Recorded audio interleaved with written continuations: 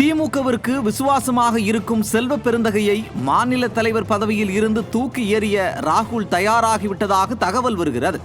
அதே சமயம் தமிழக காங்கிரஸை இரண்டாக உடைக்க தயாராகி இருக்கிறதாம் திமுக தலைமை. திமுக கூட்டணிக்குள் உச்சகட்ட முட்டல் மோதல்கள் நிலவி வருகிறது. இந்த நிலை எப்படி ஏற்பட்டது என்பது கால வரிசைப்படி பார்ப்போம். பகலில் பசுமாடு தெரியாதவர் இரவில் எருமை மாட்டை தேடிய கதையாக 5 ஆண்டுகளாக ஸ்டாலின் தமிழகத்தை நிர்வாகம் செய்ய தெரியாமல் திணறுகிறார். இந்தியாவிற்கே வழிகாட்டி என உடன்பிறப்புகள் உருட்டினர். குறிப்பாக பீகார் தேர்தலின் போது ஸ்டாலின் சீன் இருக்கே, அதுதான் ராகுலின் எரிச்சலுக்கு முதல் காரணம் என்கிறார்கள். அப்போதில் இருந்தே கடுப்பில் இருந்த ராகுல் தேர்தல் நெருங்கும் நேரத்தில் ஸ்டாலின் தோற்கப் போவதை உணர்ந்தே ஆட்சியில் பங்கு என்கிற கோஷத்தை கையில் எடுத்தார். முதலில் நெல்லையில் நடந்த காங்கிரஸ் கூட்டத்தில் ராகுலால் அனுப்பப்பட்ட கிறிஸ் ஜோடங்கர் 117 தொகுதிகளில் காங்கிரஸ் போட்டியிட வேண்டும் என்றார். அவர்தான் ஆட்சியில் பங்கு எனவும் திருவாய் மலர்ந்தார். That we will focus the coming assembly election for at least 125 assembly segments. That we will focus the coming assembly election for at least 125 assembly segments. இது திமுகவினரிடையே எரிச்சலை ஏற்படுத்தியது.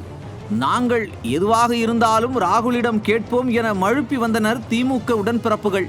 இந்நிலையில் ராகுலுக்கு மிக நெருக்கமான மாணிக்கம் தாகூரும் ராகுல் காந்தியுடன் ஆலோசித்துவிட்டு வந்து ஆட்சியில் பங்கு என மீண்டும் சொன்னார்கள். அதிலும் பிரவீன் சக்கரவர்த்தி உத்தரப்பிரதேசத்தை விட அதிக கடன் வாங்கிய மாநிலம் தமிழ்நாடு என கனிமொழிக்கு பதிலடி கொடுத்தார். 5000 ரூபாய் கொடுத்து வெற்றி பெறலாம் என நினைப்பது மூட நம்பிக்கை என ஸ்டாலினுக்கு பதிலடி கொடுத்தார். இதனால் ஆடிப்போன அறிவாலயம் செல்வ பெருந்தகைக்கு அழுத்தம் கொடுத்ததாக தெரிகிறது. அவரும் தன் அளவில் முடிந்தவரை மாணிக்கம் தாகூர் மீது நடவடிக்கை எடுக்க முயன்றிருக்கிறார். காங்கிரஸ் எம்எல்ஏக்களிடம் அவர் கையெழுத்து இயக்கமெல்லாம் நடத்தியதாக சொல்லப்படுகிறது. ஆனால் தேசிய தலைமையை எதிர்த்து ஒருவரும் கையெழுத்திடவில்லை. அதன் பிறகுதான் ஆட்சியில் பங்கு என்பதில் ராகுல் உறுதியாக இருப்பதையும் செல்வ பெருந்தகையை மாற்ற காங்கிரஸ் தலைமை முடிவெடுத்திருப்பதையும் அறிவாலயம் உணர்ந்துள்ளது.